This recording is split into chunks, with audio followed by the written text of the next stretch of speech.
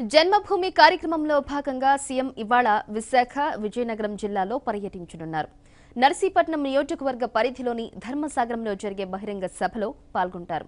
అనంతరం బొబ్బిలి వెళతారు. సీఎం పర్యటన కోసం భారీ ఏర్పాట్లు చేశారు.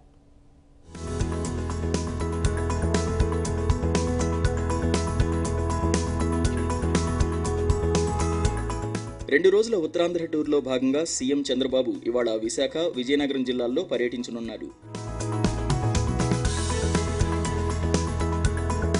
ఉదయం 9:15 పోర్టు అతిథి గృహం నుంచి బయలుదేరి బీచ్ రోడ్లోని కోస్టల్ బ్యాటరీ ఆవరణలో ఏర్పాటు చేసిన హెలీప్యాడ్ వద్దకు చేరుకుంటారు. అక్కడి నుంచి హెలికాప్టర్లో బయలుదేరి 9:50 నర్సీపట్నం నియోజకవర్గ పరిధిలోని ధర్మసాగరం గ్రామానికి వెళ్తారు.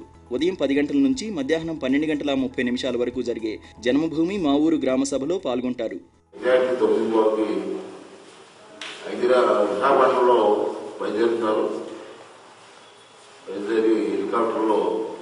ధర్మసాగరం పక్కన లేఅవుట్లో ల్యాండ్ అవుతుంది. అక్కడి నుంచేమో ధర్మసాగరంలో గ్రామంలోనేమో జన్మభూమి కార్యక్రమం చేయాలని చెప్పి ఒక నిర్ణయం తీసుకొచ్చింది. అనంతరం అక్కడి నుంచి బయలుదేరి విజయనగరం జిల్లా బొబ్బిలి వెళ్తారు. బొబ్బిలి శాసనసభ్యులు సుజయకృష్ణ రంగారావు మంత్రిగా బాధ్యతలు స్వీకరించిన తర్వాత తొలిసారిగా వస్తున్న ముఖ్యమంత్రికి ఘనస్వాగతం పలికేందుకు భారీ ఏర్పాట్లు చేస్తున్నారు. బొబ్బిలిలోని రాజా కళాశాల మైదానంలో జరిగే జన్మభూమి కార్యక్రమంలో సీఎం పాల్గొంటారు. సభ ఏర్పాట్లపై మంత్రులు గంటా శ్రీనివాసరావు, సుజయకృష్ణ రంగారావులు అధికారులతో సమీక్ష జరిపారు. గ్రోత్ సెంటర్ అక్కడ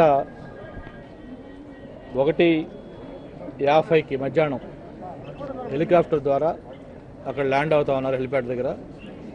అక్కడి నుంచి బై రోడ్డు ఈ కాలేజీ ఏదైతే మెయిన్ వెన్యూ పెట్టామో ఇక్కడికి 2 o'clockకి మధ్యాహ్నం రీచ్ అవుతా ఉన్నారు.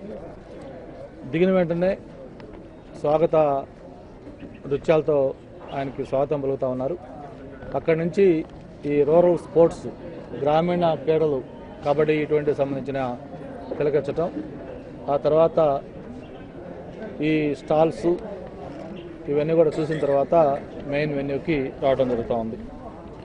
అక్కడ 4:30 వరకు 2.5 hours ఈ మెయిన్ జన్మభూమి ప్రోగ్రాం జరుగుతుంది. ఆ తర్వాత మళ్ళీ 4:45 బయలుదేరి హెలిప్యాడ్ ద్వారా వైజాగ్ వెళ్ళి వైజాగ్ నుంచి రెగ్యులర్ స్పెషల్ ఫ్లైట్లో గన్నవరం చేరుకుంటా ఉన్నారు.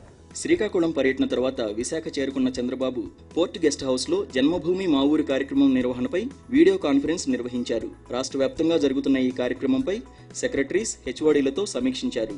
జన్మభూమి మా ఊరు కార్యక్రమం కోసమే ప్రతి జిల్లాలో ఒక సెక్రటరీని ప్రభుత్వం నియమించింది. ప్రజల నుంచి అందే వినతుల పరిష్కారానికి అత్యధిక ప్రాధాన్యమివ్వాలని సీఎం స్పష్టం చేశారు. ఏ రోజు అందిన పిటిషన్లను ఆ రోజు ఆన్లైన్లో అప్డేట్ చేసి పరిష్కరించాలని అన్నారు.